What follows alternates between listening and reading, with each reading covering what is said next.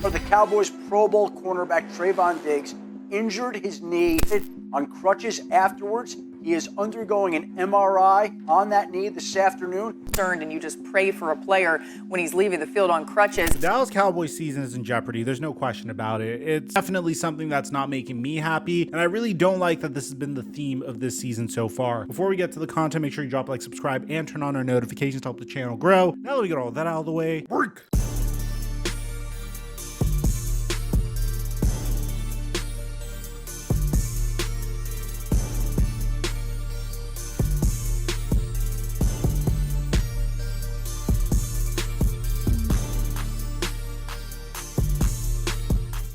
Brings a huge smile to my face. Bam, bam, bam, bam. You guys are making bank on Prize Picks. I absolutely love it. Week 1 was a huge success for a lot of you guys. And we're gonna keep it going, man. Each and every day, I post my picks for free on my Instagram story at The Flight Mike. And we're gonna feature the best slips on this channel each and every week. So submit them to me via Instagram DMs if you want to be featured. And if you haven't started playing Prize Picks, you use my promo code Mikerophone and they'll match your initial deposit when you sign up on Prize Picks. And thank you, Prize Picks, for the sponsor.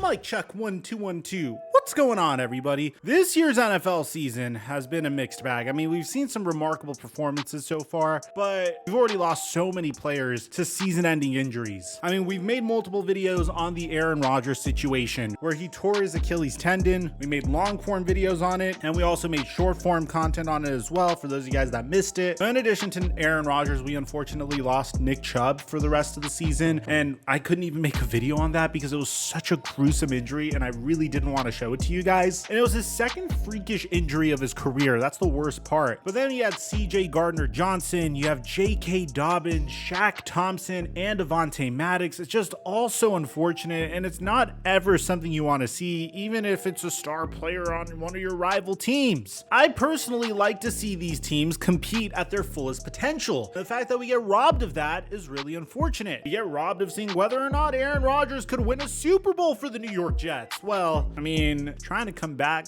within 4 months, so I don't know. I don't think it's really likely, but a lot of you guys know I'm a diehard Dallas Cowboy fan. I mean, I was born in Arlington, Texas. I lived there for the first 10 years of my life before Jerry Jones decided to buy out my family's apartment complex in Arlington, which we were renting at the time, bulldozed it in 2003 so he could build AT&T Stadium. I was a Cowboy fan then, and I'm a Cowboy fan now. And I know Cowboy fans are mean for saying, "This year is our year." No, I'm telling you, this year is different. Jokes aside, I think it might be our year to maybe beat the San Francisco 49ers in the divisional round. But this is because I felt like the Cowboys made some brilliant moves in the offseason. I mean, trading for Stephon Gilmore, who clearly is closer to the end of his career than the beginning of his career, was a very shrewd move. Trading for Brandon Cooks to add a vertical threat, to be the foil to CeeDee Lamb, to add another weapon for Dak Prescott, to open up the offense a little bit more, was a brilliant decision. Cutting ties with Ezekiel Elliott, drafting Mozzie Smith in the first round. But the Cowboys weren't done there. They decided to buy low on talent that had tremendous amounts of potential in the past, such as trading Kelvin Joseph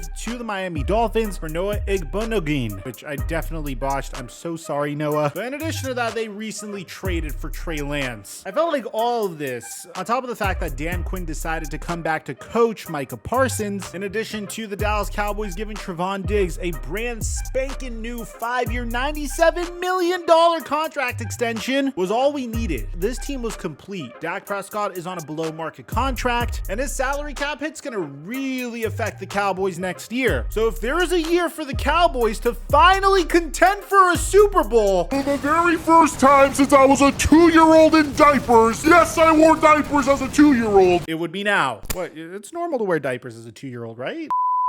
But unfortunately for the Dallas Cowboys, things took a very dark turn for them. In the preseason, the Cowboys had a very promising prospect on their roster. His name was DeMarvion Overshown, and unfortunately he got injured and is out for the season. It seems like the Cowboys are now losing one of the most important players on their defense. You can make the argument that he's the second most important player on that defense. That individual is none other than Trevon Diggs. So the Cowboys were doing one-on-ones in practice today, and apparently in those one-on-ones, 1v1s, Trevon Diggs got hurt. Now, Ben DiNucci actually commented on this, saying, "I never understood why we did 1v1s during the season. But anyhow, in these 1v1s, Trevon Diggs would tear his ACL, and an MRI would confirm that he tore his ACL, effectively ending his season, which is really unfortunate. Honestly, one of the worst things that could have happened to the Dallas Cowboys, and it gets way worse because it seems like it wasn't just Trevon Diggs that got injured. A key member of the Cowboys offense, another Pro Bowler, got injured as well, but it wasn't nearly as significant as an ACL tear. Michael Gelkin would have reported that Trevon Diggs was not the only Cowboys player to be scheduled for an MRI after Thursday's practice. Pro Bowl center Tyler Biadasz was as well. A person familiar with the situation said, "A review of the Cowboys options at both positions. We'll give you the Cowboys plan for Trevon Diggs shortly. Found out from Adam Schefter that Biadasz hurt his hamstring during today's practice and is undergoing an MRI to determine the extent of the injury, but another source said that Tyler will be okay." So, first of all, obviously injuries suck. I don't care if it's for your division rival. I don't care if it puts you in a better standing. No matter what, I never want to see another human being injured. This is a person that puts his heart and soul into his craft, and to take that away from a human being and replace that with gut-wrenching, soul-sucking, lonely rehabilitation just so they could get back to the field. Typically, they're 70% of the player than they once were. I don't wish that on anyone, man. I don't care if you play for my favorite team. I don't care if you're playing for my rival. It doesn't matter if it's Saquon Barkley, Aaron Rodgers, Trevon Diggs, or DeMarvion Overshown. It sucks, and it's the worst part of the game. Now, at this point, at the time I'm recording this video, I don't know if this has anything to do with Trevon Diggs practicing on turf. I don't know if Trevon Diggs was practicing on turf. Hopefully by the time this video is out, we'll get an idea if that was a factor, because there's a huge uprising against players playing on turf, which is resulting in more injuries. But Jane Slater says that this is what the Cowboys' plan is as a result of the Trevon Diggs injury. Now, I'm going to say something that will really suck the soul out of any Cowboy fan. It's one of those cliches that'll give you an eye roll when one of your best players go out and the coach comes up and says,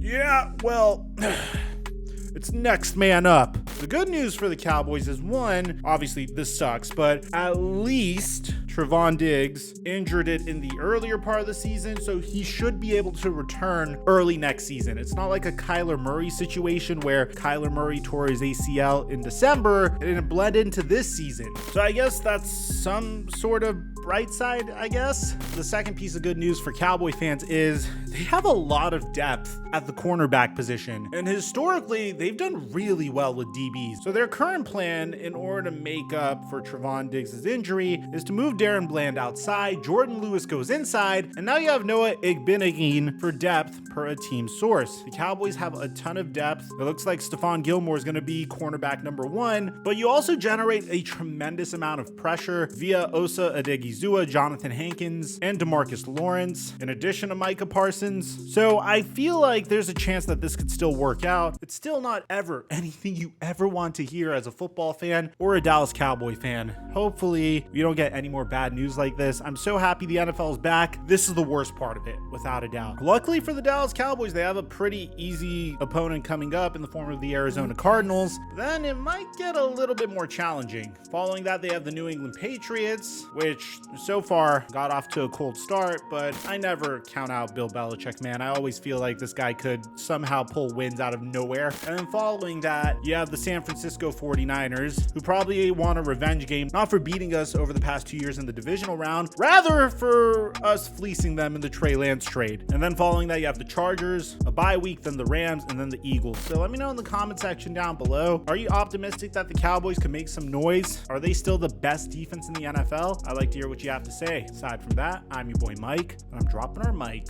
until our next upload.